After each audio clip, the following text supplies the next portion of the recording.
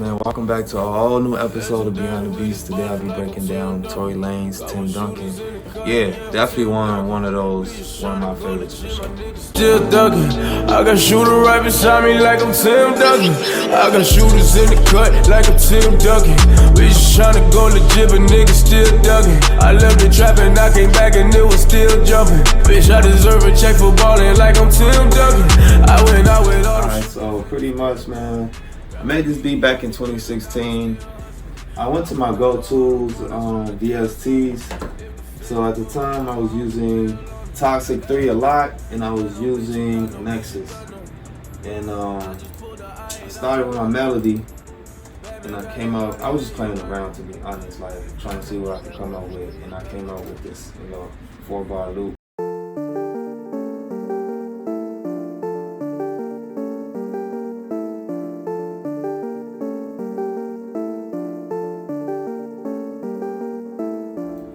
So I came up with that, but then I wanted to add some sauce to it. And so I'm not too big on like effects and stuff like that, but I forgot who put me on Guitar Rig, and I just decided to, just add that Guitar Rig sound to the sample. I mean, not to the sample, but to the melody that I created, just to see what type of vibe it'll give me. And came out with this.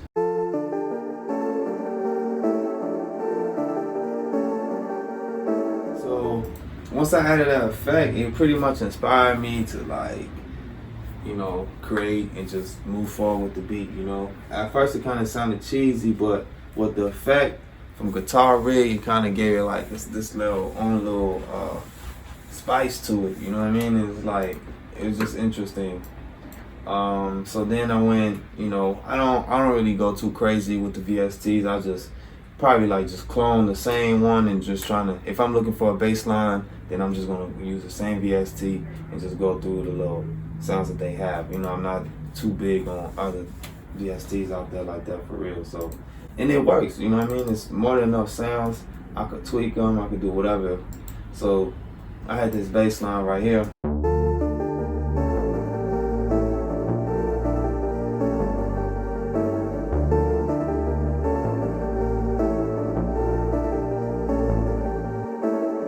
So once I got that, I'm like, okay, I'm see where I'm going with this. I knew I wanted to do an up-tempo, R&B style beat, but I felt like it was missing one more sound. So I had this Nexus sound from this house pack, and I added a little bit more to the beat.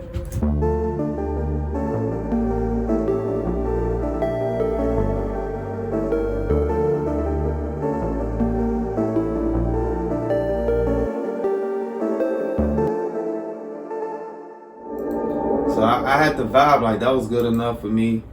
That was up to my, C6 standards on the music side to keep going. So from there I knew I wanted to add this little, this hi-hat just to get this little rhythm going.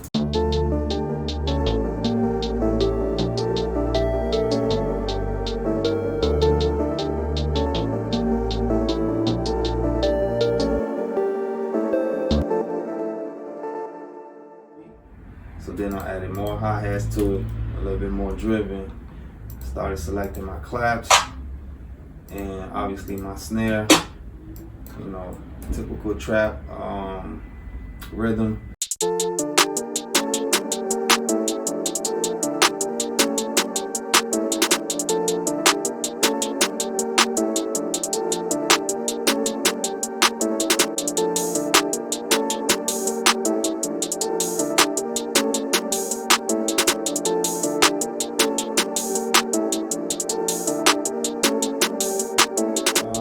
Added these perks. I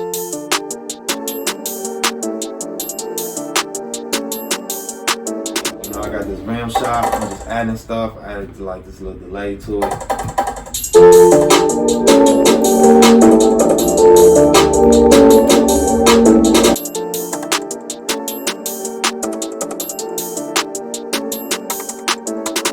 And then lastly, I knew what was gonna really drive this beat was the 808, and it was just it wasn't like a typical like 808 pattern. It had to move you, so I made sure like certain notes went up. You know what I mean? Like just to give it a different bounce.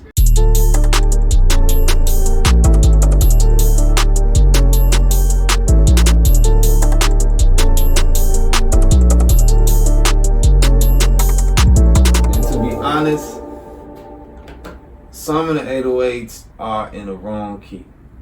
And I don't know if I said this before. I think I struggle with 808s, you know, as an upcoming producer. I always did. I always struggle with that. Because I wasn't necessarily musically inclined, you know what I mean? I don't come from a musical background. And I'm just here to say, like, sometimes you could get away, but you want to at least take your time and get your 808 on key, man. You just gotta, if not, it's just pure laziness. And I feel like, I don't know if I was lazy or I just didn't know any better. I just knew that I didn't know any better. To me, it sounded good in my ear. I guess oblivious to it.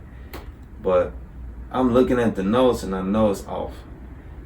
I could tell like it's off. And sometimes you can get away with it, but I just recommend, like, you know, for all the producers out there now, it's like, man, take your time. Just trying to get, like, for me, like, my new beats always gonna be on key all the time. So, you know, I got away with it, but then again, it's like when I look back at it, I'm like, man, this should have been on key. You know, it's kind of like regret it. I mean, if I knew better, I would have done better, but it is what it is now.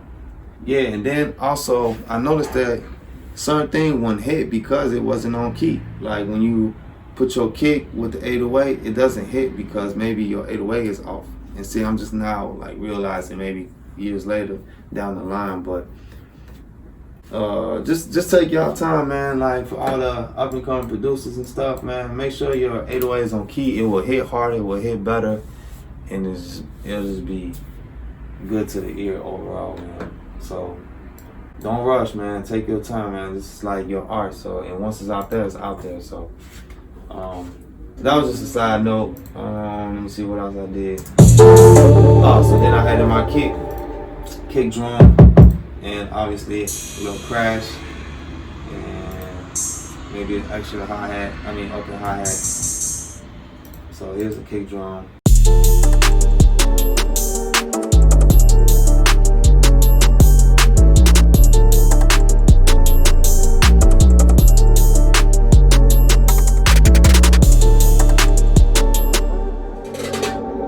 My little snare roll or whatever I did with this, and that was pretty much it, man.